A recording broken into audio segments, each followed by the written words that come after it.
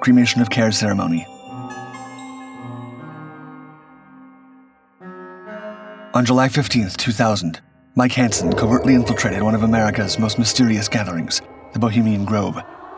This exclusive retreat has drawn some of the nation's most powerful businessmen, bankers, politicians, and influential figures to its secluded forest enclave north of San Francisco for over a century.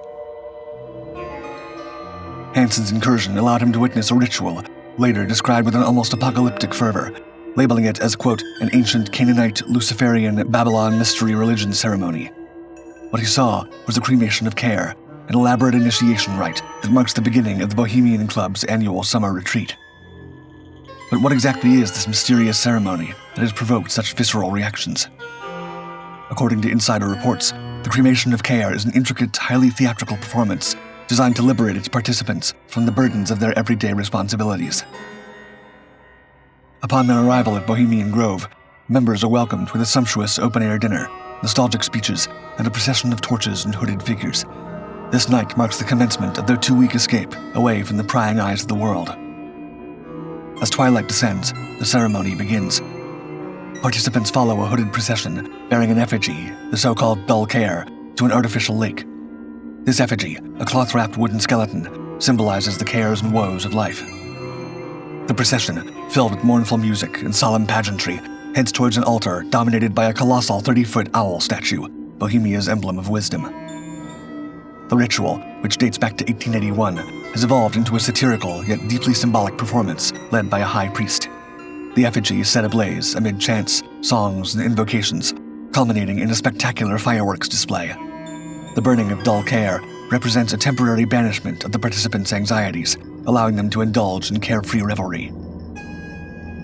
Throughout its history, the cremation of care has served as a stage for performances by some of the Bohemian Club's most prominent figures, such as former U.S. President George H.W. Bush, actor Clint Eastwood, and news anchor Walter Cronkite.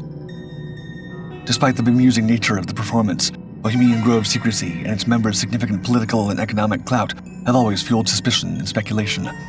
The ritualistic burning of care may seem frivolous, but it serves a deeper psychological purpose for those who partake. As the mysterious ritual of the cremation of care lifts the burdens of some of the world's most influential figures, it reminds us that we all seek ways to alleviate our daily stresses. For many men, one such burden is hair loss, a challenge that can impact 2 out of every 3 men by the age of 35. Yet, in these moments of uncertainty, you can take control with the help of Keeps. Keeps offers a direct, effective route to combating hair loss. Complete a fast online consultation to get matched with personalized FDA-approved treatment plans delivered discreetly to your doorstep with flexible monthly delivery options. In the realm of hair loss, hope alone is not a strategy. Proactive, personalized intervention is key.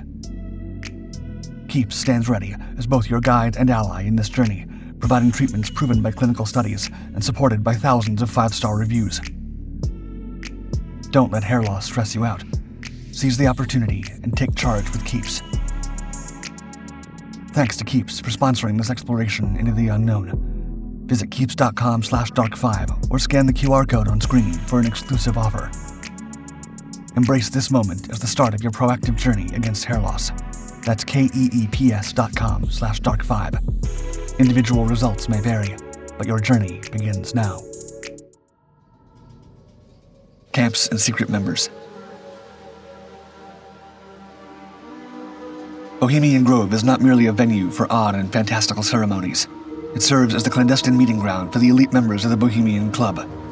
Here, in the shadows of towering redwood trees, the influential and the powerful convene in groups formed around professional ties and social connections, ranging from intimate gatherings of 10 to 12 members to larger contingents of up to 125. The current membership roster of these groups is a closely guarded secret, known only when a member leaves or the membership is revoked. Yet, old attendance records from 2 notable groups, Owl's Nest and Hillbillies, hint at the deep interconnectedness of society's upper echelons, connections more entwined than most would ever suspect. During the 1970s and 80s, Owl's Nest reached its peak influence, boasting chairmen and CEOs from colossal corporations such as United Airlines, United California Bank, Dart Industries, and Poly Petroleum. Among these corporate titans mingled aspiring politicians, including Ronald Reagan, who would later ascend to the U.S. presidency. Reagan's induction into Owl's Nest in 1975, following his governorship of California, catapulted the group's status to new heights of elitism. Owl's Nest was known for its lavish gin fizz breakfasts, where attendees, including Reagan and Richard Nixon, indulged in Eggs Benedict and gin fizzes. These gatherings exemplified the informal yet opulent spectacles that defined the Grove's unique social landscape. Though the specifics of their private conversations remain unknown, it is hard to imagine that Reagan did not forge crucial alliances and agreements with the powerful men surrounding him as he prepared for his presidential bid. Another notable camp, the Hillbillies, counted future U.S. President George H.W. Bush among its members, beginning in 1973. Surrounded by executives from General Motors, Southern Pacific, and Westinghouse Electric, Bush's tenure at Hillbillies coincided with his rise in national politics. The Bohemian Club's influence in U.S. presidential politics extends even further back. Historical records reveal that other Republican luminaries such as Herbert Hoover, Dwight D. Eisenhower, and Theodore Roosevelt were also members. Hoover, an enthusiastic member since 1913, founded the Caveman Camp, which later hosted Nixon and Eisenhower. Despite his critical remarks about the club captured on the Watergate tapes, Nixon used his membership to bolster his political career, delivering significant speeches and securing Reagan's support for his 1968 presidential bid. In total, Bohemian Grove consists of about 120 separate camps, each with its own traditions and emblems. From the artistic gatherings at Monkey Block to the scientific enclaves like Wayside Log, the camps reflect the diverse interests of their members. Others, like Mandalay and Caveman, however, stand out for their concentration of the corporate elite alongside politicians. In recent years, revelations about members such as Supreme Court Justice Clarence Thomas, who attended retreats with billionaire Harlan Crow, have reignited scrutiny of the Grove's exclusivity and influence. Despite modern restrictions on cell phones and cameras, the Grove remains a haven for discreet yet powerful interactions among America's elite. High jinks and low jinks. One of the least guarded secrets is the existence of a massive stage carved into the forest. Pathways wind up the side of a hill, offering a backdrop of untouched wilderness. The stage begs the question, why do thousands of wealthy and influential men require such a theatrical venue? The answer lies in the ceremonies and performances that punctuate their retreat. The solemn ritual at the cremation of Care is just the beginning. The high jinks and the low jinks, two distinct plays performed annually, are steeped in a century-old tradition but diverge in theme and tone. The hijinks presents an idealized narrative showcasing heroic figures, generals, commanders, and leaders who confront their responsibilities with unwavering resolve. These productions, devoid of nuance, embrace clear-cut themes of duty and human frailty, conspicuously avoiding any commentary on social injustice.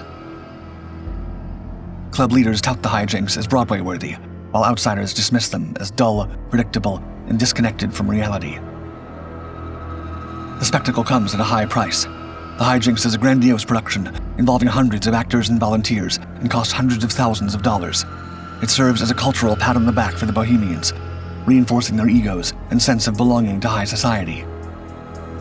In contrast, the low jinks is a musical comedy that requires less planning and funding but offers genuine entertainment.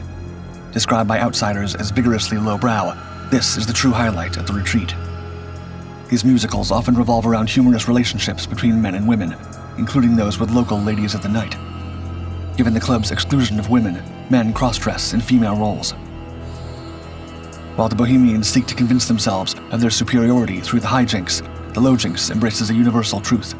Even those with the power to shape the nation are not immune to the allure of lowbrow humor.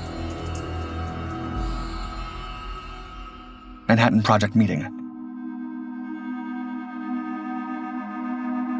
Amid the typical revelries and theatrical performances at Bohemian Grove in the summer of 1942, a clandestine gathering took place that would alter the course of history, one of the first significant planning meetings of the Manhattan Project.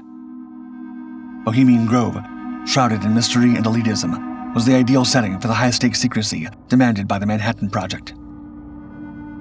This ambitious endeavor, led by the United States during World War II, aimed to develop the atomic bomb, a weapon that promised to revolutionize warfare. The Grove's secluded nature and strict privacy policies provided a sanctuary away from prying eyes, allowing the project's key figures to converse freely. The gathering brought together some of the most brilliant minds of the era, including physicists J. Robert Oppenheimer, Ernest Lawrence, and the heads of the S1 Executive Committee.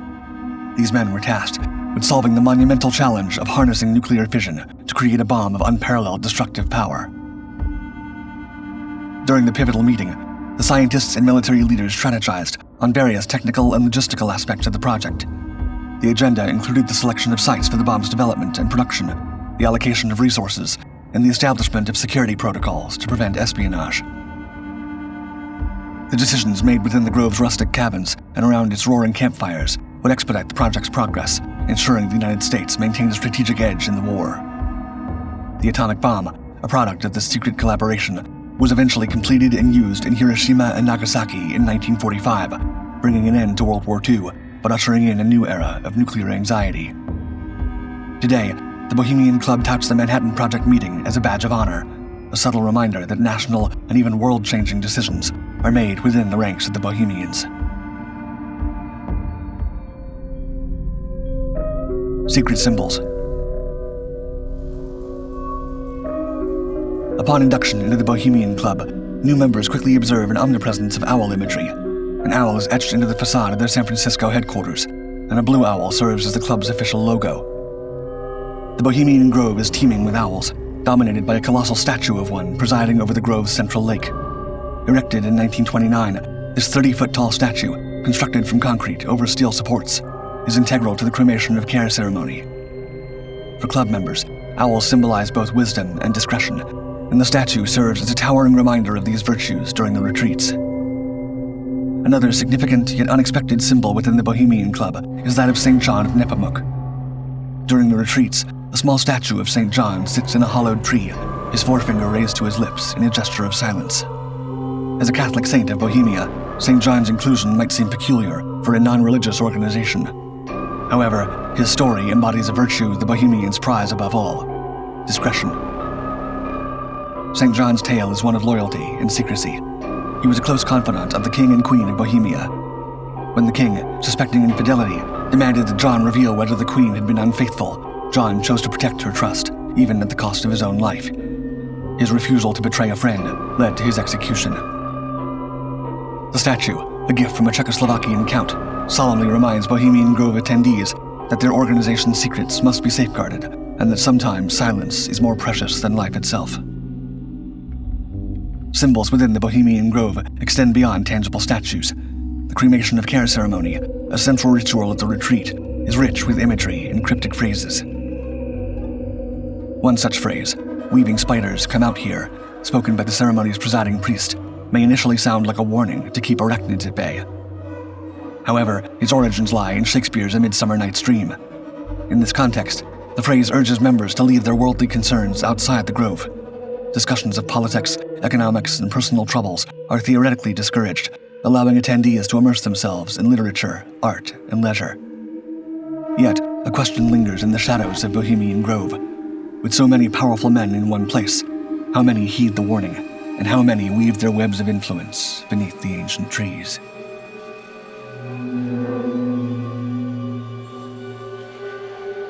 Is Bohemian Grove simply a playground for the wealthy and political elite, or is something more occurring there? Let me know in the comments. As always, thank you for watching Dark 5. Like and subscribe to continue exploring the greatest mysteries of this world and beyond.